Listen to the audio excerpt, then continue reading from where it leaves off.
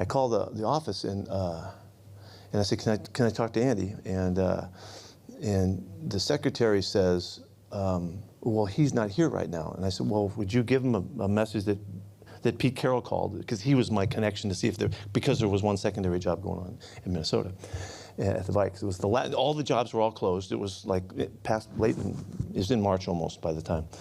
So the secretary says, I said, this is Pete Carroll, would you let him know that I called? And she said, Pete Carroll. She said, well, Coach Grant is talking to your wife on the other line. I said, what? And so next thing I heard, click, and they, hello, Pete? Yeah? And I said, this is Bud Grant.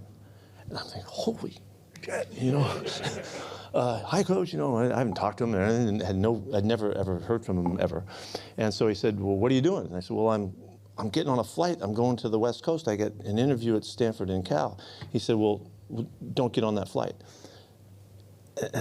Well, I got to go. They're closing the doors right now. He says, Pete, I said, don't get on that flight. Get the next flight to Minneapolis. And I said, okay. And I hang up. That was it. I didn't know anything. And so I said, close the door. I can't get on the flight. And I run down through the airport, and I get hooked up, and I get a flight. And then I call Glenna and find out, what's going on? She said, well, Coach Grant was just called, and he was trying to talk to you, and I think he wants to talk to you about it. I said, well, anyway, so I didn't know anything. So I called back to the office, and I finally hooked up and got some information, and they told me to, I told them the flight I'm coming on, so that was it. I didn't know anything. And so that night, I wind up in Minneapolis. Instead, I didn't even call the guys in Stanford or Cal. I didn't even talk to them. I didn't know what to do.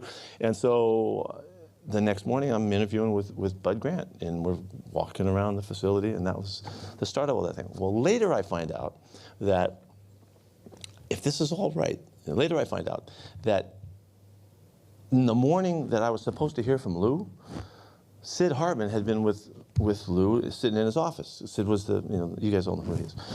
And he had told Lou that, or they had talked a little bit, and he said, yeah, I'm talking to Pete Carroll this afternoon, or whatever, and Sid tells him that, well, Bud Grant is interested in the same guy. He didn't know who I was.